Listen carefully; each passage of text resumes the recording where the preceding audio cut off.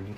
नमस्कार, प्रणाम। मैं काजल राघवानी आ रही हूँ आप सबके बीच 8 मार्च को सलेमपुर जिला आरा में। मैं आ रही हूँ 8 मार्च को श्री दिनेश ओझा जी के पुत्र कुमार कुंदन जी की शादी में, जो कि सहजोली के रहने वाले हैं। और मेरे साथ आ रहे हैं अश्लील मुक्त भोजपुरी के लड़ाई लड़ने वाले नंद कुमार तिवारी जी, जो बक्सर के रहने वाले हैं। और कई आर्टिस्ट लोग आ रहे हैं हमारे साथ में, तो आप सब जरूर आए 8 मार्च को सलेमपुर जिला आरा में और हमारे शो की शोभा बढ़ाए। और दिनेश जी के जो बेटे हैं कुंदन जी, उन जिनकी शादी है, उनको ढेर सारा आशीर्वाद और प्यार दीजिए। तो 8 मार्च को आना ना भूले, हमें आप सबका इंतजार होगा। Thank you so much. प्रणाम।